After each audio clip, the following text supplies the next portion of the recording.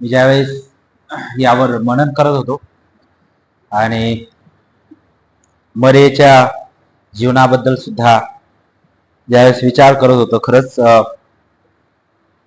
मन भरून येतं नाही का, की एका आईच्या हृदयाला काय जाणवतात वेदना. तिला याची जाणीव होती की जे तिच्या उदरात वाढला होता आणि जो आता वधस्तंभावर खिळलेला आहे तो प्रभू आहे, हे तिने मांडलेलं आहे. पण आपल्याला पाहायला भेटतं की तिच्याकडे पाहत असताना सुद्धा प्रभू जो आहे आता त्याची जी जबाबदारी आहे त्याकडे तो दुर्लक्ष करत नाही. आणि हा जो उद्गार आहे त्याकडे आपण लगेच जाऊया. योहान सुवर्तमान 19 अध्याय वचन 25 आणि 26 मध्ये आपल्याला पाहायला भेटतं, येशूच्या वधस्तंभाजवळ त्याची आई, त्याची मावशी, क्लोपाची पत्नी मरिया व मरिया मगदालिया ह्या उभ्या होत्या.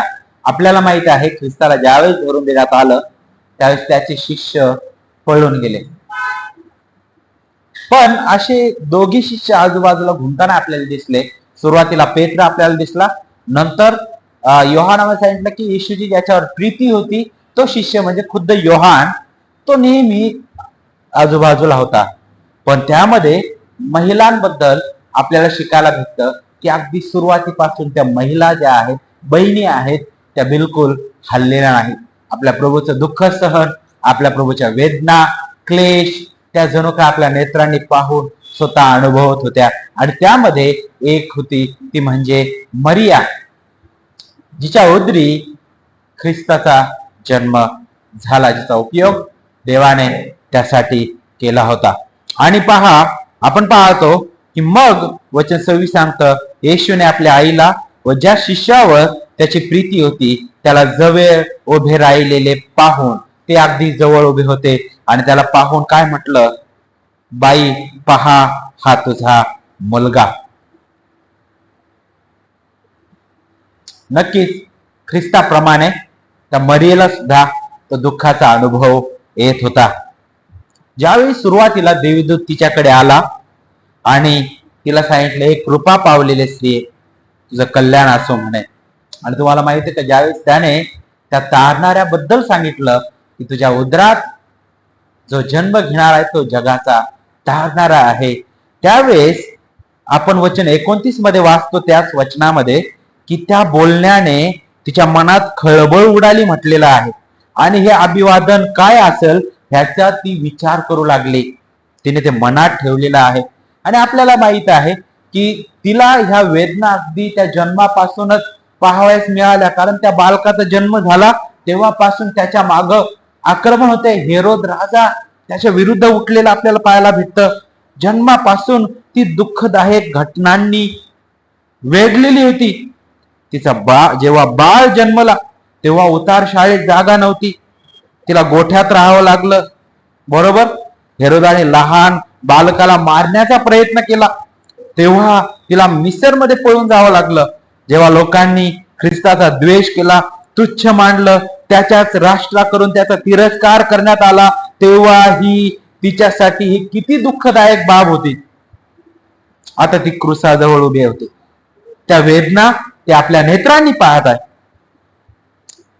आणि आपल्याला पाहायला भेटतं की याबद्दल अगोदरच भविष्यवाणीमध्ये सुद्धा ज्यावेळेस तो शिमोन जो होता त्यावेळेस प्रभूचं समर्पण करण्यासाठी त्याचे आई वडील म्हणून मरिया योसेफा सोबत त्याला मंदिराकडे घेऊन गेली. त्या ठिकाणी शिमोन नावाचा व्यक्ती होता जो धार्मिक होता म्हटलेला आहे.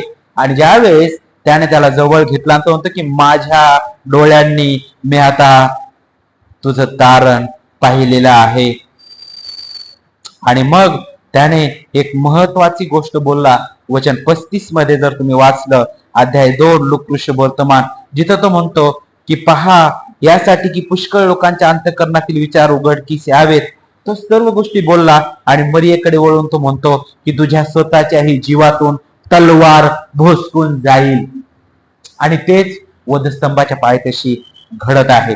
त्याच वेदना तिथं आपल्याला पाहायला भेटत आहे. येशूच्या वधस्तंभाजवळ त्याची आई तिथं होती. अगदी बालपणापासून अगदी आपल्याला पाहायला भेटतं त्याच्या त्या सार्वजनिक सेवेच्या सुरुवातीच्या अगोदरपर्यंत कुठेही जास्त नाव मरियेचं पाहायला भेटणार नाही. एकदम क्षणिक आपल्याला तिचं नाव पाहायला भेटतं, नाही का? पण पहा, जेव्हा त्या महान प्रभूच्या सर्वोच्च वेदनेचा जो क्षण आहे त्या ठिकाणी आपल्याला पाहायला भेटतं की त्याची आई तिथं उभं राहिलेली, मरिया तिथं उभं राहिलेली आपल्याला दिसते.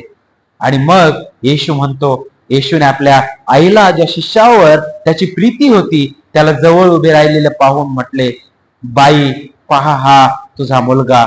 आणि मग त्याने त्या शिष्याला म्हटलं, पहा ही तुझी आई.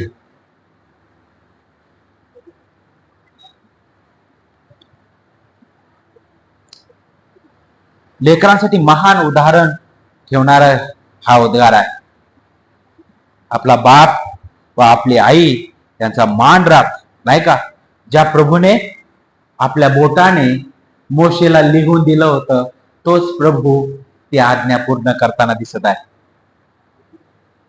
जी त्या दुसऱ्या पाठीवर होती, पहिली जी पाठी होती, जिथं आपल्याला पहिल्या ज्या 6, मला असं वाटतं पहिल्या 4 आज्ञा, सॉरी, ज्या देवाबद्दल होत्या, तुझ्या समोर अन्य देव नसावेत, तू काय करू नको, माझं नाव व्यर्थ घेऊ नकोस, खोटी शपथ घेऊ नकोस, ह्या सर्व गोष्टी आपल्याला पाहायला भेटतात.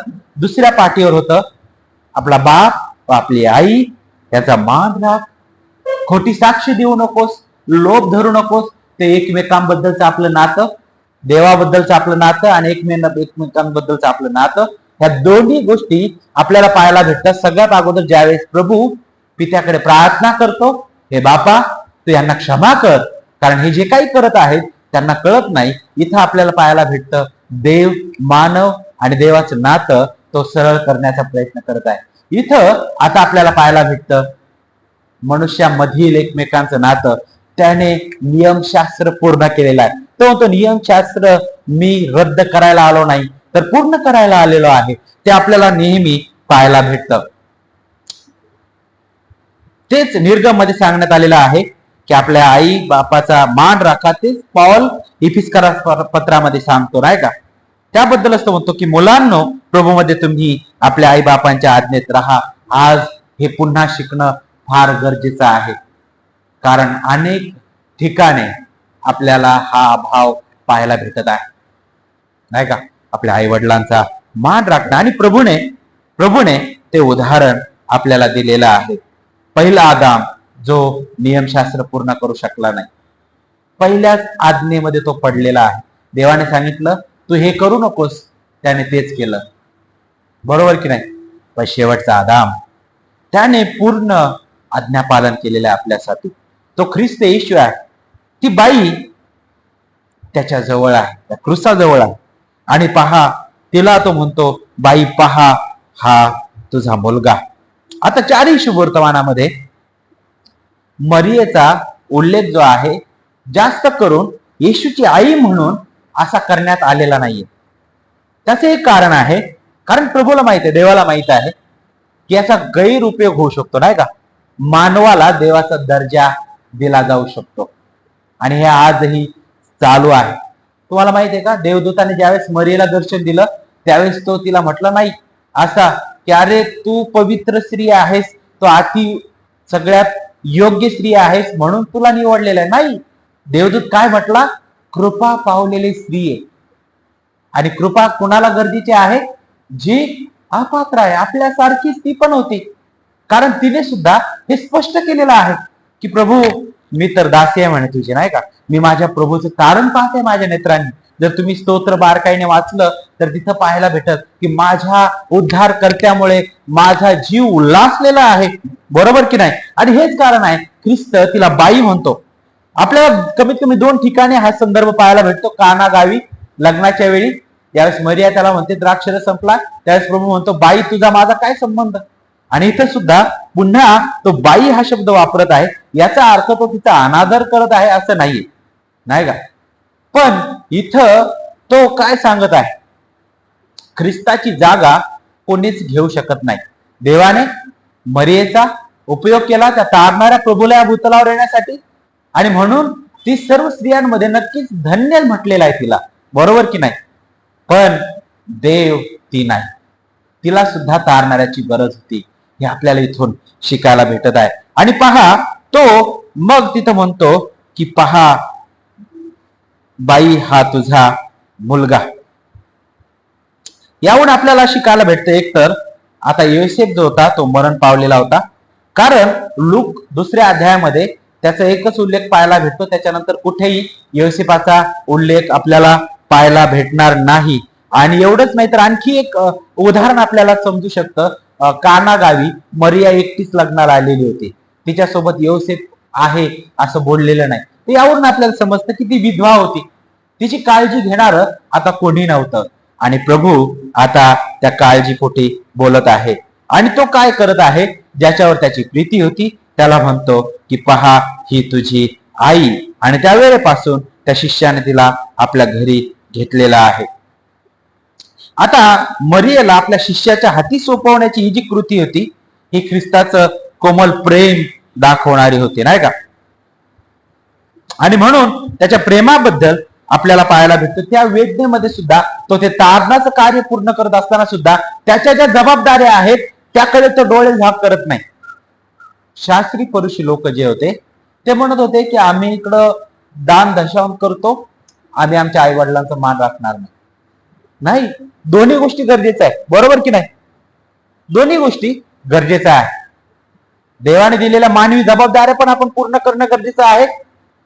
देव म्हटला कैसराचं ते कैसराला द्या, देवाचं ते देवाला द्या. दोन्ही जबाबदारीची जाणीव देव आपल्याला करून देतो. आणि ख्रिस्ताच्या उदाहरणामधून सुद्धा इथे पाहायला भेटतं की ख्रिस्ताचं वर्तन किती सुज्ञतेने होतं.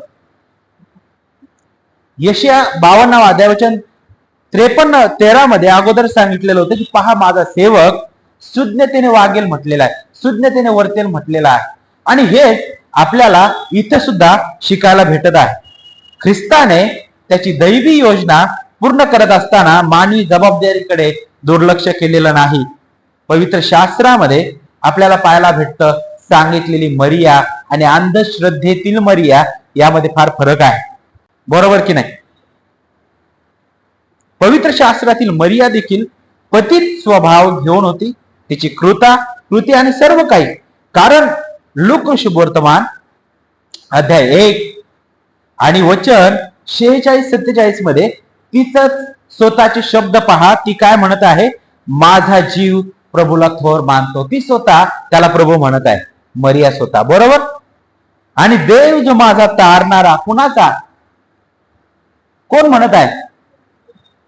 मरिया म्हणत आहे, कारण तिला सुद्धा तारणाऱ्याची गरज होती. आणि हे खरं आहे की ती स्त्रियांमध्ये तिला धन्य म्हटलेलं आहे, कारण त्या तारणाऱ्याच्या येण्यामुळं तिला तो उच्च सन्मान मिळालेला आहे. याकडे आपण डोळे झाक कधीच करू शकत नाही. तो गौरवी प्रभू देहधारी झाला, तो एका दैवी त्या कार्यामध्ये पूर्ण करण्यामध्ये गुंतलेला होता. ते प्रायश्चित्त, पापांसाठी जे प्रायश्चित्तच कार्य आहे ते पूर्ण करत होता.